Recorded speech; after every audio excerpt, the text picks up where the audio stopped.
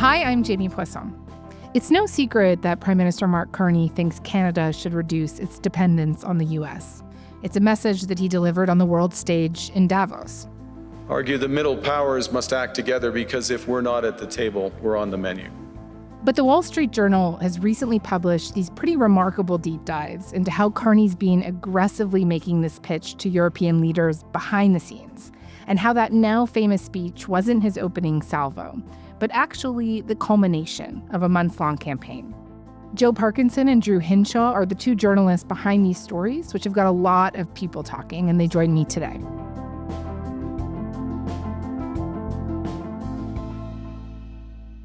Joe, Drew, thank you so much for being here. It's really great to have you. Thank you so much for having us. Thank you.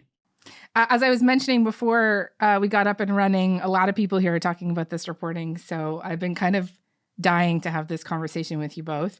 But why don't we start here? After Carney gave that now very famous speech in Davos at the height of all the Greenland stuff, you write that 30 European leaders met in Brussels in a room that they call the Space Egg to decide what to do next. Essentially, the most important politicians in Europe were all there: French President Emmanuel Macron, Italian Prime Minister Giorgia Meloni, German Chancellor Friedrich Merz. And just take me inside that meeting, what happened in that room. Joe, maybe I'll start with you. Sure. Well, what we were trying to do with this reporting was to try and find out, beneath the public rhetoric and the platitudes, what was actually being said about all of the geopolitical turbulence that we've been witnessing over the last 18 months behind closed doors, where the Western leaders, the European leaders, and the Canadian leadership were able to speak in a frank and true manner. And the meeting that you're describing, which was the European leaders just a few hours after the Greenland crisis peaked in Davos, was probably the most important meeting that we were able to construct.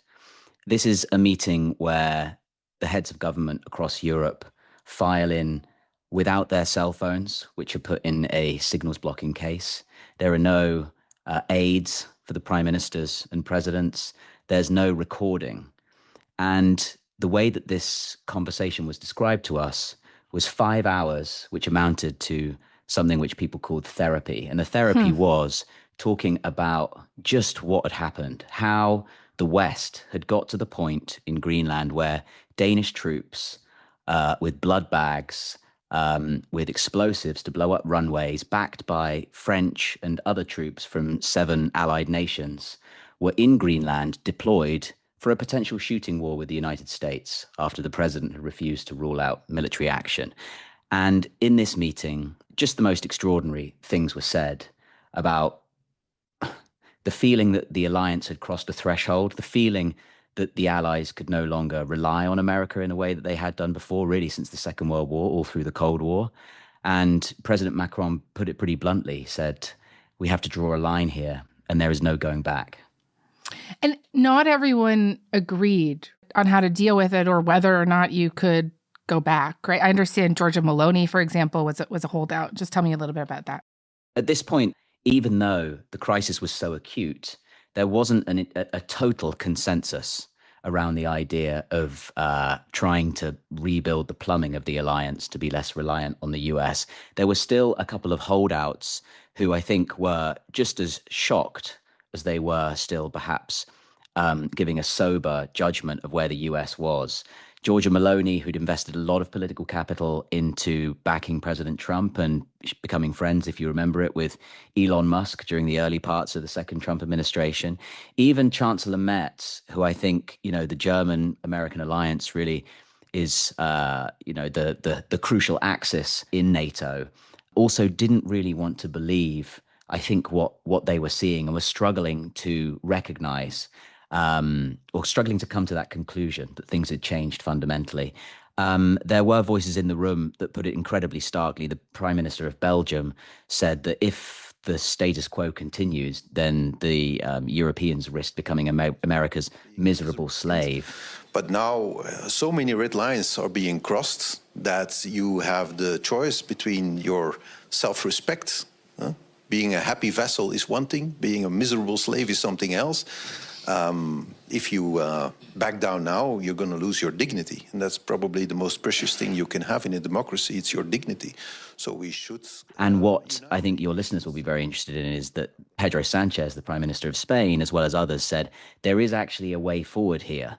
There is actually someone who's been telling us the path forward that we should take, and that is Prime Minister Carney. And he was, of course, referencing the speech in Davos, which was the clearest sort of manifesto for the West outside the US to band together and form some kind of new alliance that and still to date, really, that we've heard.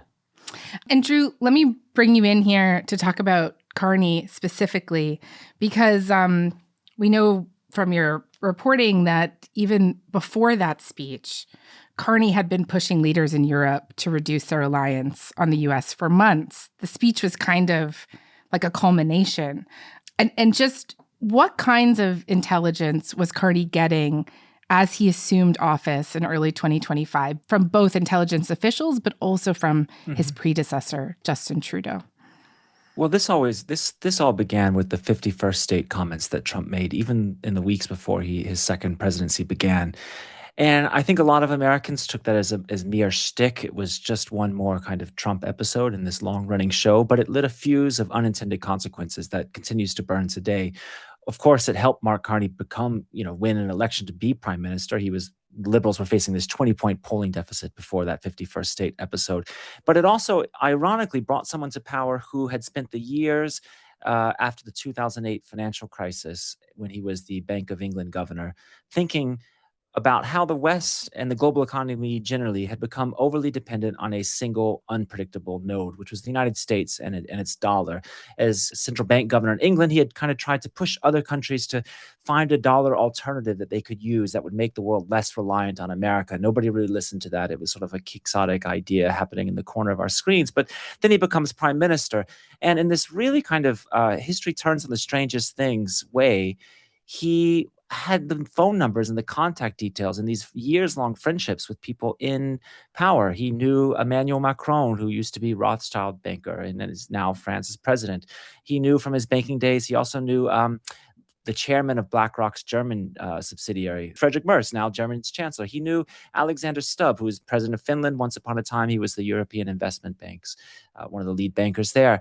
And so immediately as he becomes prime minister, Carney is texting these people. He keeps his British phone number, by the way, and he's texting all these European leaders. He's talking about big ideas with Stubb in particular, but others. He's talking to Maloney, and he's making the case that our alliance is overly dependent on a single node, which is the United States. And our dependencies, which have just developed over decades, can be used against us. And we need to build a dense web of connections with each other for things like, all our payments are processed in America. One of the first things Carney does is he does a review to ask, where are our payments processed? Where is Canada's data stored? All these kind of 21st century questions that haven't really been asked. And then he's going to European countries and he's saying, we need to band together to process our own payments. We need our own satellite connections. We need our own quantum computing, our own AI platforms that don't depend on the United States. And he has some experiences, and his predecessor, Justin Trudeau, has some experiences that perhaps their European counterparts have yet to have, right? Like, I just want to point to this very specific, alarming example. In a private phone conversation with Justin Trudeau, Trump had threatened to scrap the 1908 agreement that delineated our shared border. Quote, "I tear that up and your whole country unravels," Trump told Trudeau in one call. Another anecdote from your piece that I just want to highlight, you report that just before Carney took over, Trudeau's government had actually turned to Trump's son-in-law, Jared Kushner, for advice on how to deal with Trump's claims that Canada was a source of fentanyl. And just briefly, how did that actually work out for us?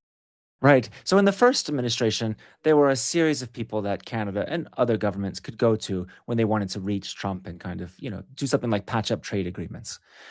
As the second term's beginning, I think the Trudeau government, like other governments in the world would learn, they're learning that those people aren't here. They're not in the room. The new administration is not composed of people who are as likely to push back against the president as the first term was. And so they reach out to Jared Kushner, who is one of the few constants between the first Trump presidency and the second. And Kushner's advice, his advice is, Trump's a very visual person. Make a video. And so Canada gets 2 Black Hawk helicopters to swoosh on the border, and they get like this really intimidating sniffer dog, like, to like do to stage a border patrol to show the president that, yes, we take your concerns that fentanyl is flooding into America from Canada seriously. I just say briefly, fentanyl, there's more fentanyl coming from the United States into Canada than Canada, the United States. This is a somewhat unfounded claim. But what Canada is dealing with is, how do you deal with Trump 2.0? He's emboldened. He's won the popular vote. He's a 2-term president, and he's surrounded by people who see their role as implementing Trump's vision, not treating him like this anomalous president who needs to be babysat, like maybe the first administration had.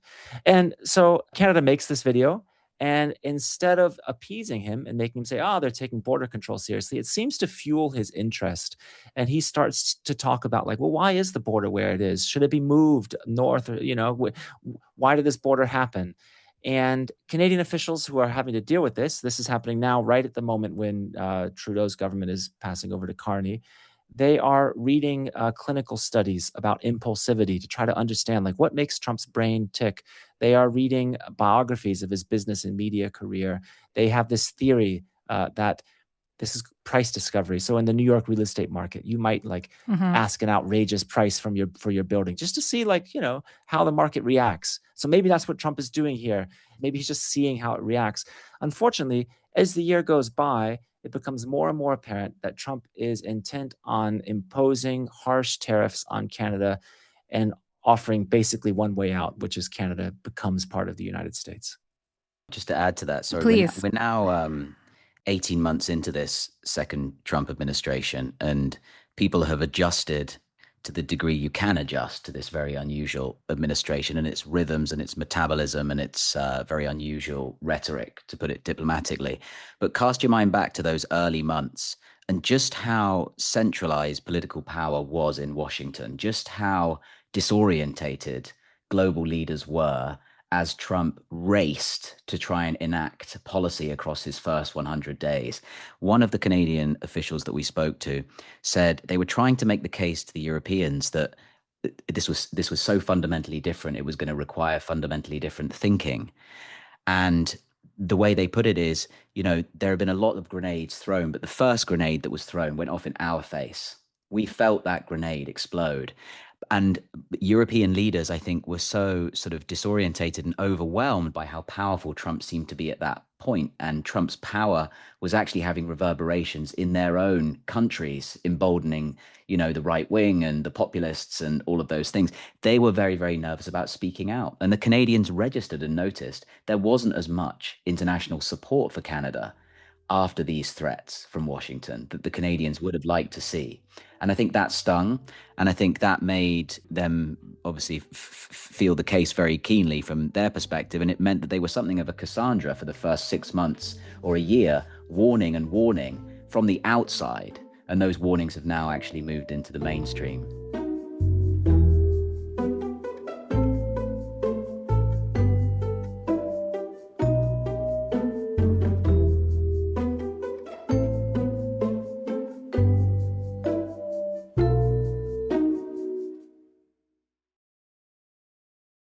There's another extraordinary example in your piece, or your report, that the Trudeau government had spoken to their British counterparts about the potential for an alternative to the Five Eyes intelligence sharing alliance, and they were shut down by MI6. I couldn't believe that when I read that, that those conversations were even going on. They wanted to broach that conversation. Let's start having a conversation here. There's clearly a big change here. The UK, Canada, and of course New Zealand and Australia, they get a lot of their intelligence through Five Eyes. Let's start having a conversation about what we do if the US becomes actively hostile to this alliance or its members. And the UK, I think, was committed to a strategy of appease Trump, give Washington wins, do not rock the boat. This special relationship that the UK has with Washington is so important for its economy and its security. We're not going to do anything that might jeopardize that. We're not even going to broach questions that might call into question this relationship.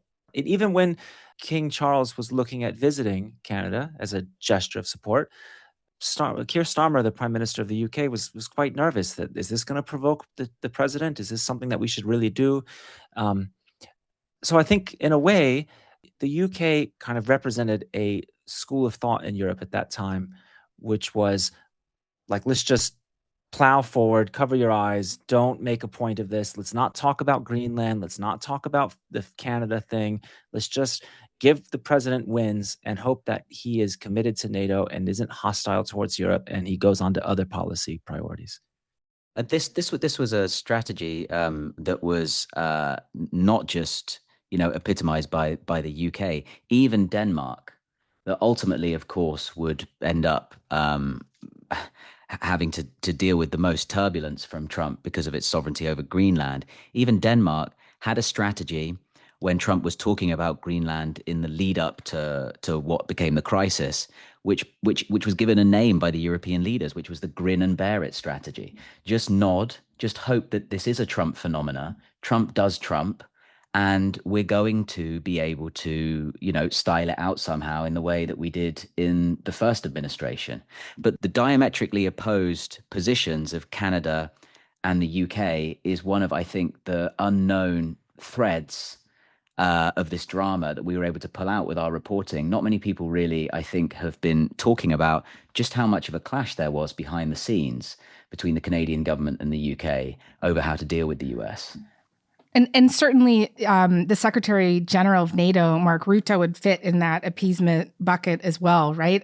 He disagreed with Mark Carney. You write that he said that like those who have visions of a new world order without America at the center were basically touting like a pipe dream. Over time, though, Joe, can you tell me how it came to be that many of these leaders changed their minds? Like, just tell me more about that. Well, Rutte certainly has been consistent, and he has one job, which is to keep the US in NATO, and he also doesn't have an electorate to answer to. So it is perhaps easier for him in public to look more supplicant, shall we say, to the US and peddle this strategy.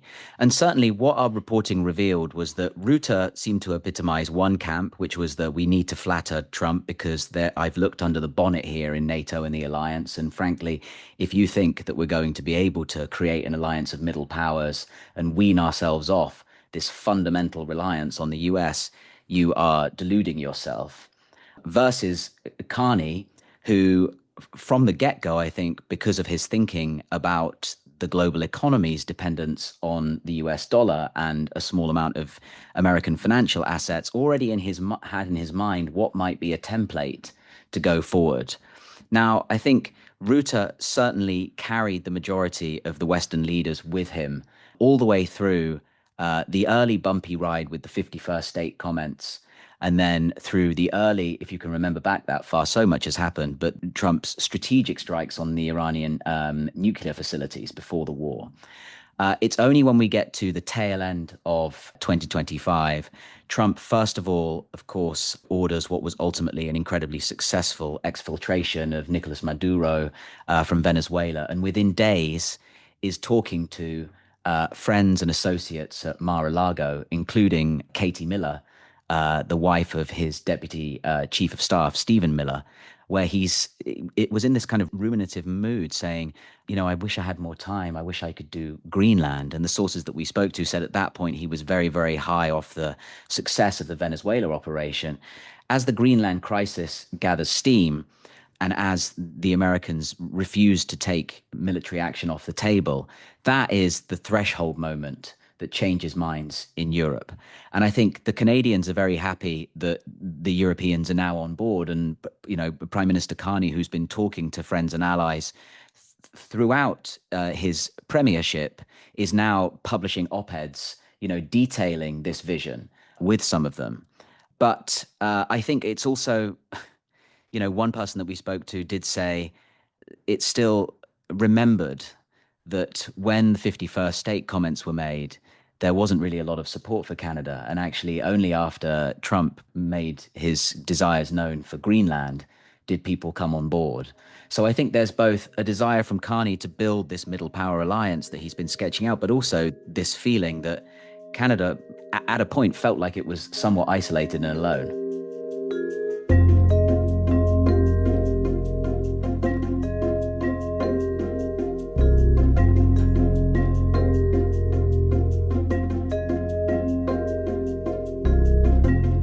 I would be very curious to hear what kind of reactions you've gotten to this piece since it came out, because I wonder, have you spoken to anybody who's like apprehensive about this leadership role that Carney is taking? Because really, Canada is more reliant on the U.S. than any of these European countries, right? Absolutely. This is one of the paradoxes of this, is Canada is leading this charge to create technology, weapon systems, space systems that aren't under America's control.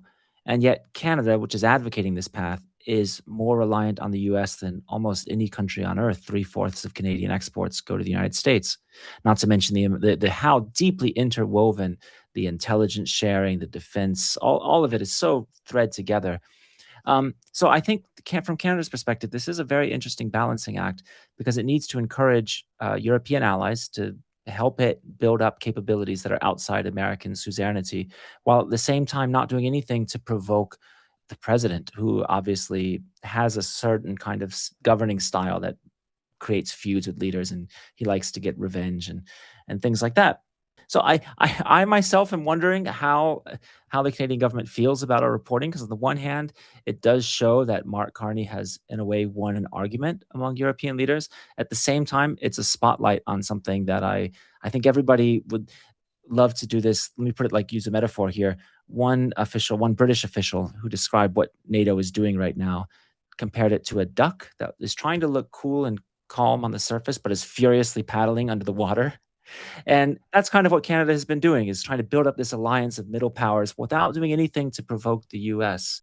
To use another metaphor, which has been used by other leaders about NATO, we're witnessing something like a very strained marriage.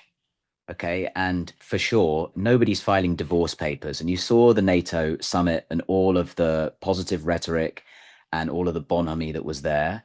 And both sides, frankly, can't really afford a divorce right now. America and Trump talks about NATO being a terrible deal for the US, but the US couldn't have even prosecuted its operations in Iran without European basing rights and without the fundamental kind of plumbing of that infrastructure the US still relies on too. Untangling all of these ties is going to be a massive undertaking, and we're only at the beginning of this kind of new act and new age. I think what we're witnessing is a marriage that is incredibly strained, and Canada really is, or the West outside the US, is the spouse that's already kind of quietly like putting a new car in its name, quietly putting some assets in its name, but at the same time not yet leaving the relationship because neither side can afford to. Yeah. I just want to highlight one more anecdote from your piece where one European leader was expressing frustration in having to deal with some of the characters in Trump administration, and Carney replied, "I have to deal with these guys every day." I mean, I did read some of this and things like, yikes. Like there's also another anecdote in your piece where you talk about how Trump was quite displeased with Carney's speech, that he watched it on Air Force One and saw Canada as being ungrateful. We're kind of currently trying to negotiate our CUSMA agreement with them right now. You do go through quite a few concrete examples in your piece of how Europe and Canada are already distancing themselves from the United States around technology, around civil servants, for example, replacing Microsoft Teams and Zoom. France is just the latest of a growing list of European governments that are moving away from US-based tech platforms. By 2027, all French government employees will replace Microsoft Teams and Zoom with software that's made in France. The move is fueling calls for the Canadian government to reduce its reliance on U.S. big tech giants. Germany, France, Luxembourg, the Netherlands are rolling out their own homegrown texting services. The EU speeding up its schedule to launch several hundred European satellites for governments to communicate securely. So today we propose to establish an EU-level selection procedure for the assignment of spectrum And this will create one single secure satellite system for governmental and commercial use. And this regulatory consistency will also allow operators to develop and provide services across borders. So the spectrum. What do you think the ultimate impact of this distancing could be, even though we are still in this very strange relationship? The ultimate impact is very difficult to determine because no one's run an experiment like this before. The Western Alliance and NATO as its defensive component is unprecedented in its power, scope, and its integration. So no one's ever tried to disintegrate, if that's the correct word, an organization like this. And that's why I think most likely we're going to have peaks and flurries of activity and crossed rhetoric. But what will be happening will mostly stay away from the public eye because this is about the plumbing and the institutions and redirecting some of the pipe work. And what the Europeans have managed to develop is that you have, I think, Carney, along with the Finnish president Stubb, along with the French president Macron, and a couple of others, are publicly creating an argument and fleshing out what they think would be the correct structures for a new alliance of middle powers that is not so dependent on the US, while Mark Rutte is making sure that he keeps America in NATO and keeps Trump happy. And so the two poles, if you like, that seemed like they were arguing with one another, have a degree of symmetry for making sure that this realignment can happen in a smooth way. That's what we all have to hope for. I just say that I think this whole process is going to most likely just leave every NATO country a little bit poorer, a little bit weaker. European governments are going to spend hundreds of billions of dollars replicating systems that traditionally they got from the US. And instead of building things that the US doesn't have, like icebreakers, they're going to be building things that the US already has just because they don't have the trust to think if we're in trouble, would the US be there for us? Ultimately, I think this is a net negative for everyone, but it is where it is. This mistrust within the NATO alliance is very real. We spoke to prime ministers, their top officials, cabinet ministers, and the emotions really come across. And it is a bit like a marriage. Divorces tend to be expensive. And this isn't quite a divorce, but it is definitely, this whole process is leaving everybody worse off. Drew, Joe, this was fantastic. Thank you so much for your time. Thank you. Sure. Thank you too, Jamie. Thanks very much for having us.